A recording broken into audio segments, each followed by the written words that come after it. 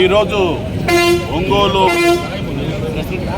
Ongole town denomination union తరపున union సభ్యులుగా ఉన్నటువంటి ప్రతి సంఘ కాపరి, ప్రతి విశ్వాసి, అలాగే ఒంగోలు టౌన్లో ఉన్నటువంటి డినామినేషనల్ భేదం లేకుండా ఈరోజు రోడ్డు మీదకి వచ్చినటువంటి సంఘటన మనం అందరం గమనిస్తూ ఉన్నాం.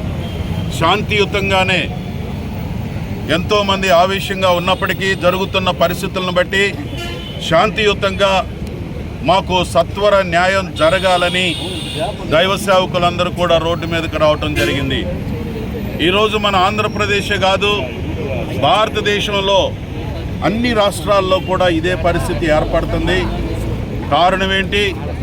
అయినా ఒక దేవుని సేవకుణ్ణి ఇంత భయంకరమైనటువంటి రీతిలో ట్రోల్ చేయడం కానీ, చాలామంది వీడియోస్ మేము చూస్తున్నాం, అవన్నీ కూడా అనుమానాస్పదంగానే కనబడుతూ ఉన్నాయి.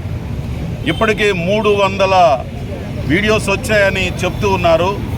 కానీ మాకున్నటువంటి డౌట్స్ ఏంటి అని అంటే, ఎస్ఐ గారు ఎవరైతే 3 గంటల సేపు ఇక్కడ పడుకున్నాడు ఆయన అని చెప్పారు, ఆ పడుకున్నప్పుడు ఉన్నటువంటి వీడియో ఎక్కడుంది?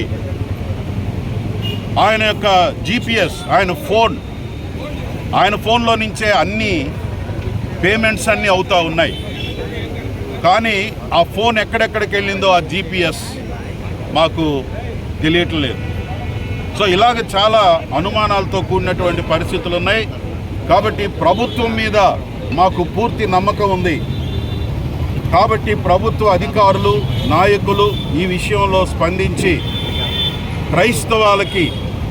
క్రైస్తవ లోకానికి సత్వర న్యాయం జరిగించాలని మేమందరం కూడా ఏకదాటిగా కోరుకునేది, మా అందరికీ న్యాయం చేయండి, న్యాయం జరిగేలాగా చూడండి అని తెలియజేసుకుంటున్నాము. Thank you.